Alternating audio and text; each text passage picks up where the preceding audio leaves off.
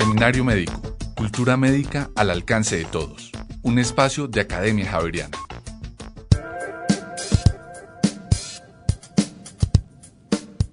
Un saludo especial a nuestra audiencia otra vez en Javeriana Estéreo 91.9. Seminario Médico, cultura médica al alcance de todos. Alejandra Beltrán en la producción y en la grabación.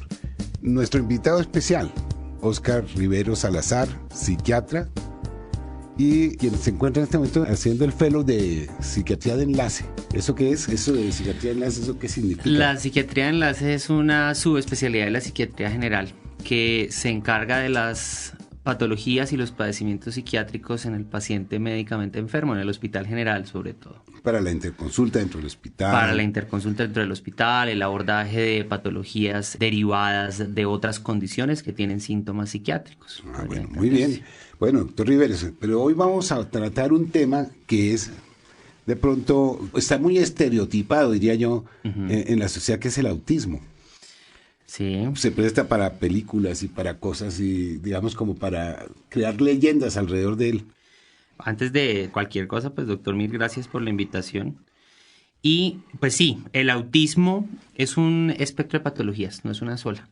Y sí, históricamente y a través de las diferentes estrategias de difusión de los medios, de las películas, las redes sociales y demás, pues sí se han generado muchos estereotipos, muchos conceptos que tal vez no se corresponden con la realidad de lo que es la enfermedad, ¿sí? Y pues bueno, parte de esa desmitificación es lo que ejerce todo pues el equipo terapéutico de un paciente con la enfermedad, ¿no? Como de tratar de buscar cómo redefinirla a nivel social y a nivel del funcionamiento de un paciente. ¿Cómo le podríamos explicar a la audiencia, en términos, digamos, más sencillos, qué es eso? ¿Qué es el autismo? ¿Qué enfermedad? El autismo nosotros lo entendemos desde una perspectiva en la que le denominamos un síndrome, ¿sí? Un síndrome quiere decir que hay un conjunto de signos y síntomas, es decir, son muchas cosas, ¿sí?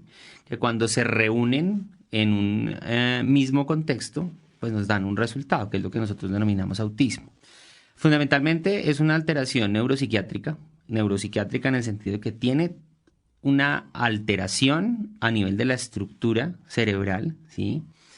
Que altera diferentes elementos de ese funcionamiento normal de la estructura cerebral. Entonces estamos hablando que hay alteraciones en el lenguaje, hay alteraciones en el funcionamiento de la interacción con el otro, hay alteraciones en la sensopercepción de los estímulos sensoriales.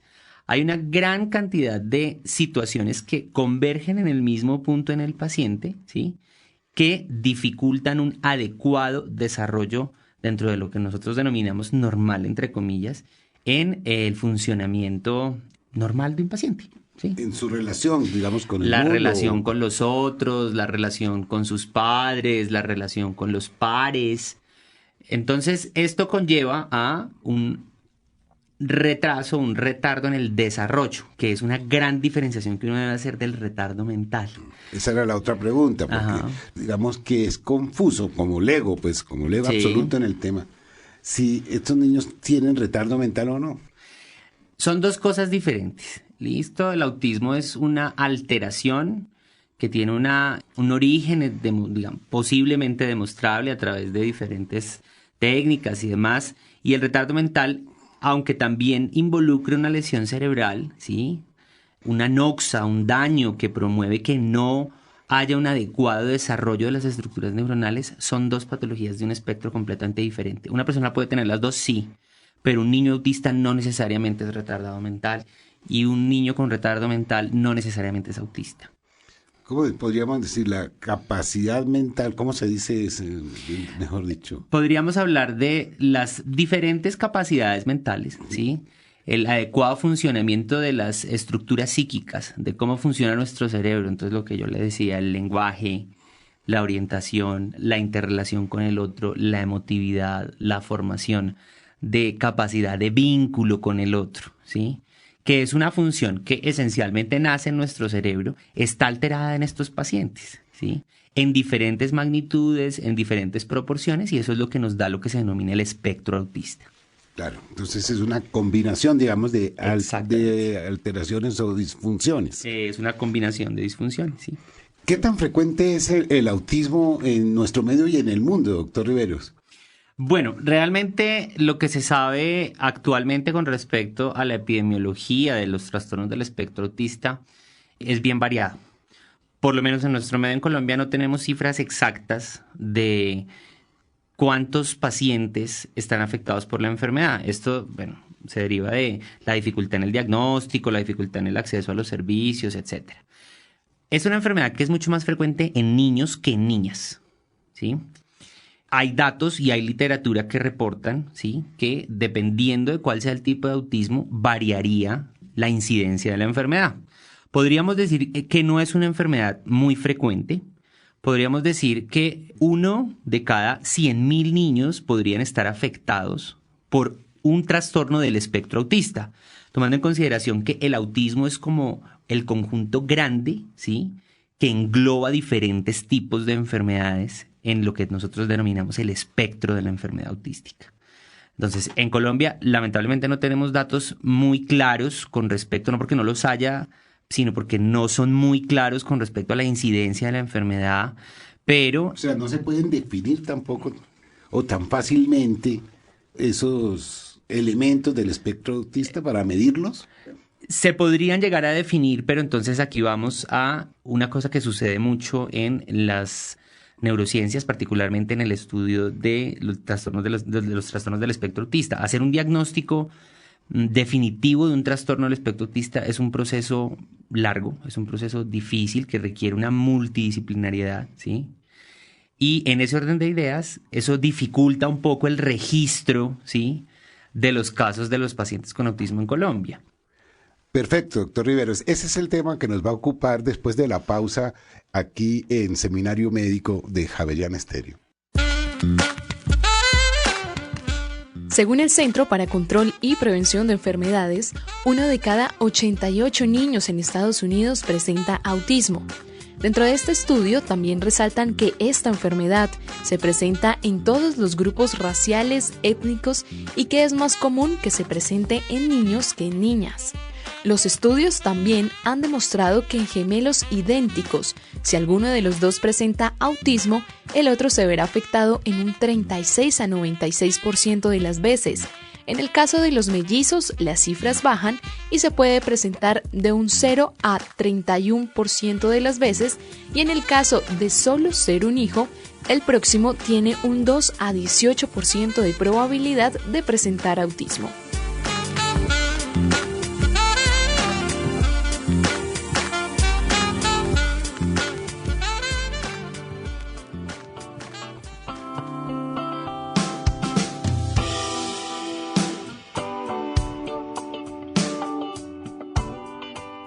Javeriana Estéreo 91.9, Seminario Médico. Continuamos con el doctor Oscar Riveros hablando sobre autismo. Es un espectro, ¿cómo le dice usted? El trastorno del espectro autista. El trastorno del espectro autista. Cuando nosotros en psiquiatría hablamos del espectro, hablamos de muchos signos y síntomas que se engloban en una zona gris, en donde no necesariamente es uno o lo otro. Pero la pregunta viene ahora, doctor Riveros, acerca de cómo lo sospecho. ¿Cómo lo sospecho yo como padre, digamos? Bien, es una pregunta bien interesante porque los niños al nacer van teniendo diferentes etapas que desde el punto de vista médico, desde el punto de vista clínico y obviamente desde el punto de vista de los padres se van cumpliendo, ¿sí? Hay diferentes logros que nosotros llamamos etapas evolutivas, tareas evolutivas que se van cumpliendo y que son indicadores del neurodesarrollo, ¿sí? Entonces, el momento en el que empieza a sonreír, en el que empieza a seguir la mirada, en el momento en el que empieza a conectarse con la madre, a interactuar con el otro, a reconocer la presencia del otro. O sea, muy temprano. Esto sucede en diferentes momentos de la vida, ¿sí? Y para algunos grupos poblacionales existen diferentes parámetros de qué tan temprano debe ocurrir cada punto, ¿sí? En este sentido, es bien importante el seguimiento que se hace desde otras disciplinas, como por ejemplo la pediatría, la medicina de cuidado primario, que nos permite como tener bien claro, ¿sí?, bien claros estos puntos que deben ser como tareas cumplidas a lo largo del crecimiento y el desarrollo de los niños. Entonces, para atender a esa pregunta en específico, ¿cómo sospecharlo? A ver, no existe una sola manera de empezar a pensar que un niño puede padecer un trastorno del espectro autista. Lo que se recomienda actualmente es fundamentalmente tener muy claro el desarrollo y el neurodesarrollo de los niños, y esto se sigue a través de las evaluaciones periódicas, controles de pediatría, controles a través de medicina de cuidado primario, ¿sí?, que permiten establecer que esas tareas cumplidas, como las que acabamos de decir, estén llevándose a cabalidad y de acuerdo con lo que se considera normal para el niño. Cuando esto empieza a fallar, cuando empiezan a haber de pronto retardos en la aparición de estas tareas, en el cumplimiento de estas tareas, cambios comportamentales tempranos en los niños, como por ejemplo la dificultad para vincularse con la madre, la dificultad para interactuar con el otro, fundamentalmente trastornos en el desarrollo o en la instauración del inicio del lenguaje, ¿sí? Pero podríamos decir que hay apatía, que son apáticos estos niños. ¿O? No necesariamente todos lo son, pero es un elemento a considerar, ¿sí? Cuando uno hace un diagnóstico en un niño más grande, uno mira para atrás y se da cuenta que esos son elementos que probablemente estuvieron presentes desde el principio. Entonces, por ejemplo, un niño que plantee desinterés ante diferentes situaciones no quiere decir que sea autista. Y el diagnóstico de autismo es un diagnóstico que no se hace tan temprano en la vida. Es un diagnóstico que se hace a lo largo de la vida de un niño, ¿sí?, que en donde se requiere un seguimiento, se requiere una evaluación múltiple, como yo lo decía en el primer segmento, que permita contextualizar y que permita consensualizar a través del equipo terapéutico que efectivamente padece la patología. ¿Y cómo es esa evaluación multidisciplinaria? ¿Quiénes participan ahí? Es un equipo bien interesante porque integra varias disciplinas.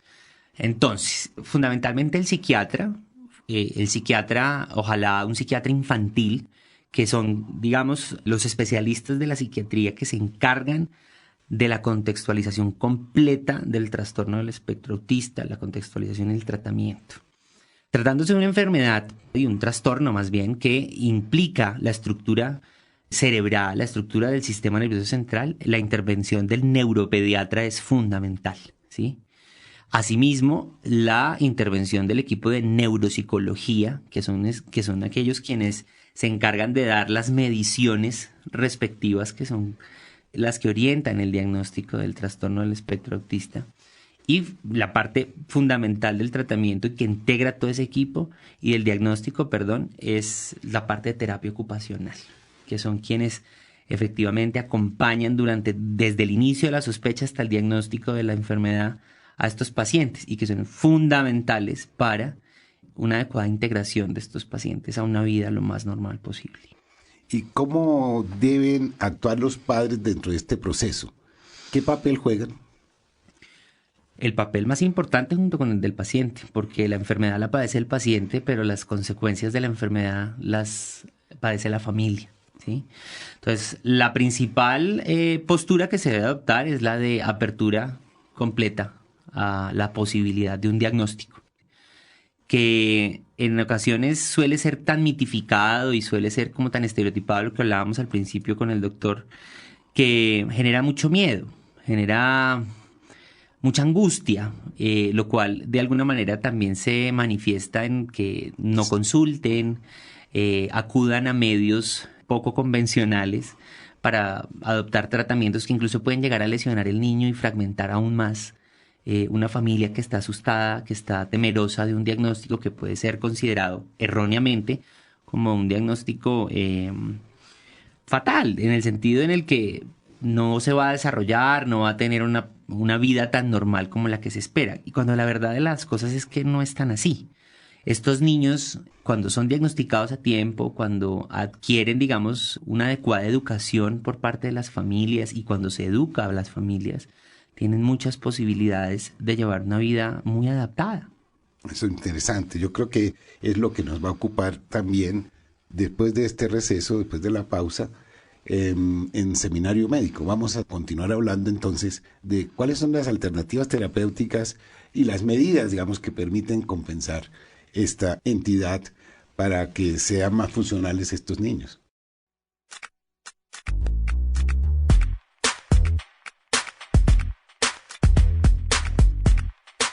La educación de una persona con autismo es un trabajo que toma tiempo y que necesita de mucho apoyo, pero ante todo de que el paciente se encuentre en manos de profesionales. Todas las personas que sufren de autismo tienen en común una discapacidad de desarrollo y un trastorno de la capacidad comunicativa, la cual se manifiesta de diferentes formas.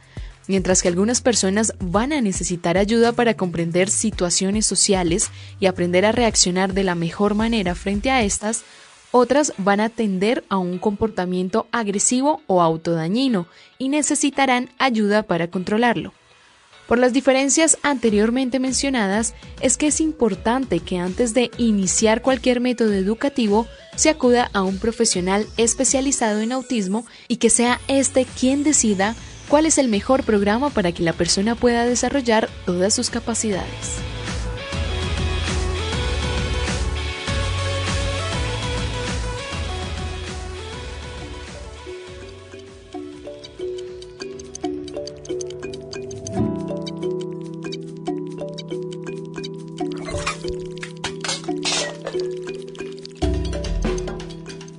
Continuamos con el doctor Oscar Riveros hablando sobre autismo. Otra vez, doctor, ¿cómo es el que usted le dice? Trastorno del espectro autista o trastornos del espectro autista. ¿Cómo se trata ese trastorno? Bueno, haciendo digamos como una evaluación de lo que ya hemos venido discutiendo, se trata de múltiples entidades que convergen en una misma clasificación.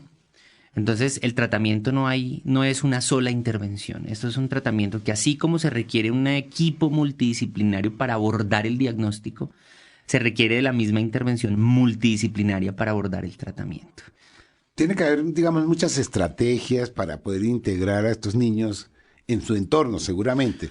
Por supuesto. Pero que sí. adicionalmente, ¿tiene tratamiento farmacológico necesariamente? Necesariamente no. Es decir, no existe ningún psicofármaco que quite el autismo o que cure el trastorno del espectro autista. Es decir, eso sí es una realidad científicamente comprobada y que involucra pues muchas situaciones de investigación clínica, pero que a la fecha conocemos que no existe una terapéutica farmacológica dirigida al tratamiento de los trastornos del espectro autista y que además es eficaz, ¿sí?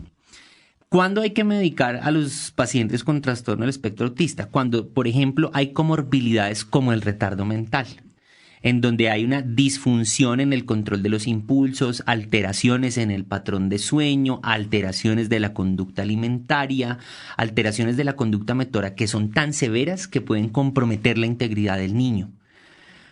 Estos niños entran en un estado de ensimismamiento en algunos tipos de autismo, ¿sí? En donde se compromete incluso hasta la capacidad de sobrevida porque no comen, porque no, su cuidado personal depende de otros. Es decir, hay diferentes situaciones y escenarios clínicos en donde hay que optimizar el tratamiento de estos pacientes con psicofármacos, pero no es un tratamiento para el trastorno del espectro autista como tal, sino para los síntomas que complican en la perspectiva del tratamiento. O sea que para el tratamiento, para la enfermedad primaria, no hay pastillas. No hay. ¿El tratamiento es cuál? Aquí es donde yo hacía énfasis en la parte ocupacional, psicoterapéutica que se hace con estos niños. ¿Y hasta dónde llegan? Digamos, uno puede esperar que se integren y que sean funcionales, ¿hasta qué punto? En ese sentido, la evidencia clínica actual es bien clara. Un diagnóstico bien hecho, tempranamente hecho me refiero a un diagnóstico pertinente en términos de la edad del paciente, o sea, un diagnóstico hecho por encima de los 3 años, digamos, ¿sí? Promueve la adopción de múltiples estrategias terapéuticas desde la parte ocupacional, dirección psicoterapéutica, dirección de educación, ¿sí? Que hace que el paciente con un trastorno del espectro autista tenga un nivel de funcional adecuado y en proporción a lo que su misma discapacidad le permite, ¿sí? Pero cuando se hace un adecuado diagnóstico y cuando se establece un adecuado tratamiento con o sin psicofármacos, dependiendo de lo que el paciente necesite, ¿sí? Estos pacientes se adaptan muy bien a un funcionamiento familiar, a un funcionamiento social, obviamente de la mano con intervenciones sobre la familia, intervenciones sobre el entorno social más próximo. Incluso se habla que estos pacientes pueden tener productividad dentro de un entorno social dado, y eso es bien importante porque ahí es donde va como el llamado que se hace desde la medicina. No solamente hacer un diagnóstico adecuado temprano en la vida, sino además un adecuado tratamiento, que es lo realmente importante. ¿Se podrían, digamos, promover habilidades especiales para que, digamos, como por decirlo de una forma, aunque no se oye bien, para explotar, digamos, esas capacidades especiales que puedan tener? Como cualquier persona que tenga una habilidad especial bien dirigida, focalizada y de alguna manera centrada en un propósito, no hay ningún inconveniente para que eso sea así. ¿Y cómo les va con el sistema de salud? Esa es una pregunta bien interesante porque, a ver, el sistema de salud colombiano, pues dentro de todas las situaciones que lo embargan, fundamentalmente la parte de adecuado diagnóstico, acceso a los servicios, es bien complicada. El número de psiquiatras infantiles que hay en Colombia es más bien reducido. ¿Y los centros especiales? ¿Necesita esto un centro especial? Por supuesto que sí, necesita un centro especializado de tratamiento que cuente con ese equipo multidisciplinario del que hablábamos. El Hospital San Ignacio, en conjunto con la Universidad Javeriana, cuenta con el Centro de Memoria y Cognición Intellectus, que recientemente inauguró una sección, un área que se denomina Intellect Kids, que está en cabeza del doctor Germán Casas, que es psiquiatra infantil, quien tiene un equipo multidisciplinario dispuesto para el diagnóstico y tratamiento de estos pacientes. Pero entonces aquí venimos como al bemol de la situación, que a pesar de que son tan necesarias estas intervenciones, el acceso por parte del aseguramiento en Colombia a estos servicios es bien reducido. No está totalmente integrado eso. Exactamente. ¿Hay otros centros en la ciudad o en el país? Sí, existen otros centros en cabeza de psiquiatras infantiles y equipos de neuropediatría con amplia experiencia en el manejo de estos casos y que de alguna manera siguen como una misma línea de tratamiento, una misma línea de diagnóstico para ofrecerles las mejores opciones diagnósticas y terapéuticas a estos pacientes. Bueno, muy interesante. ¿Cómo le pareció, Alejandra? Muy bueno, ¿no?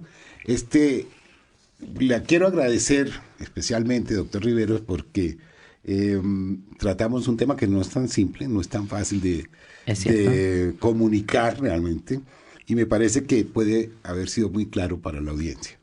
Entonces, hasta un próximo programa. Quiero agradecer a Alejandra Beltrán en la producción, en la grabación, al doctor Juan Guillermo Cataño en la dirección, hoy no nos pudo acompañar.